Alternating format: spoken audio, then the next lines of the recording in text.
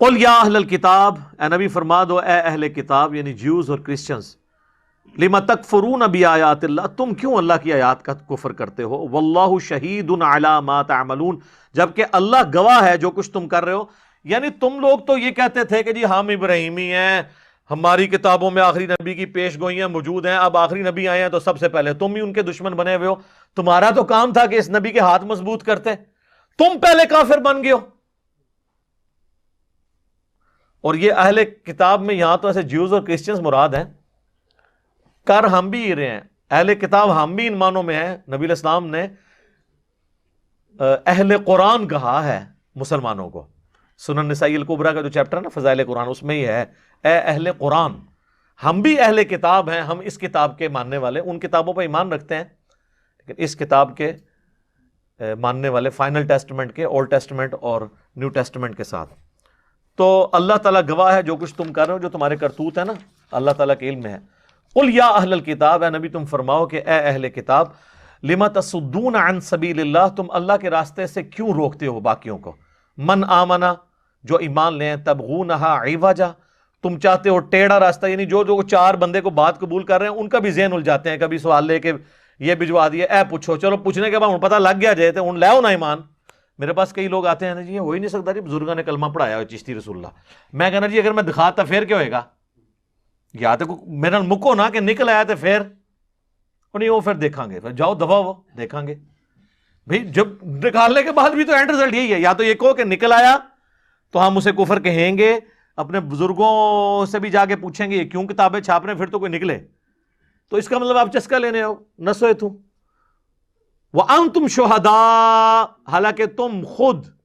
اس کے گواہ ہو کہ یہ وہی پیغمبر ہیں جس کی پیش گوئیاں تمہاری کتابوں میں موجود ہیں۔ وَمَا اللَّهُ بِغَافِلٍ عَمَّا تَعْمَلُونَ، اور اللہ تعالیٰ غافل نہیں ہے جو تمہارے کرتوت ہیں ان سے۔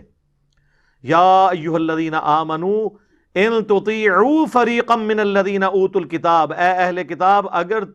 اے مسلمانوں، اے ایمان والو، اگر تم اہل کتاب کی باتوں میں آ گئے نا، یردوکم بعد ایمانکم کافرین، تو یہ تمہیں ایمان کے بعد دوبارہ کافر بنا دیں گے، تمہیں الٹے قدم پھیر دیں گے، اجتے بنا بنا کے۔ وہ سوال تو قیامت تک نہیں ختم ہوتے، جب آپ نے طے کر لیا کہ یہ سچ ہے اور یہ جھوٹ، پھر تو بات ختم ہو گیا، بار بار اس چیز کے اوپر لکیر پیٹنا جی، اے بھی دسو جی، اے بھی دسو جی، بھائی جو آپ کو بتایا وہ آپ نے عمل کر لیے تھے، اگلی گل دسیے، اگر نہیں اچھا ایک مسئلہ حل ہوتا ہے وہ کہتے دوسرا نکال لیتے ہیں، تیسرا نکال۔ اس لیے میں اپنے بھائیوں کہتا ہوں جہاں بھی کہیں ڈسکشن ہو 1 پوائنٹ ایجنڈا رکھیں، جب وہ کلیئر ہو انہوں کو جو کڈنا ہی نہ وہ 10، اے ہوں نکل آیا نا کہ تو غلط ہے تو ہوں 10 اگلی گل 10 کہ ہاں ہوں مان لیا، تو ایک ایک سٹیپ وائز ٹرنے ان کا اینو چھوڑو اے حل کرو، وہ تو قیامت تک نہیں حل ہونا۔ وہ تو صحابہ کو بھی کہا جا رہا ہے کہ یہ تو تلے میں ہیں، جب تمہیں بتا دیا کہ انہوں نے یہ بےایمانیاں کی ہیں تو اب ان کی کریڈیبلٹی ہو گئی لوز،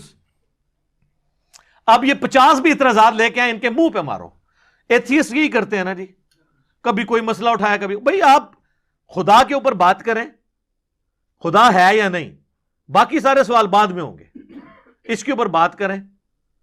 انہیں جی یہ کیوں ہو گیا جی، لوگ بھوکے کیوں مر رہے ہیں جی، یہ کیا ہو گیا جی، وہ کیا ہو گیا، وہ اس کو چھوڑے گی، بعد میں بات کریں گے، پہلے تم بتاؤ خدا کو مانتے ہو یا نہیں، نہیں تو جب خدا کو ہی نہیں مان رہے ہو تو باقی سوال تو چھوٹے ہیں، اور جب خدا کو مانو گے نا پھر ہم بات کریں گے ول آف گاڈ پہ۔ تم تو کہو گے کہ اگر ایک بچے کی پیدائش کا ذریعہ اللہ نے مرد کو بنایا تو عورت کو بنایا تو اگلا بچہ کی پیدائش کا ذریعہ مرد ہونا چاہیے تب انصاف ہوگا، تو وہ تو انصاف بنے گا نا، تو ول آف گاڈ کہاں آئے گی؟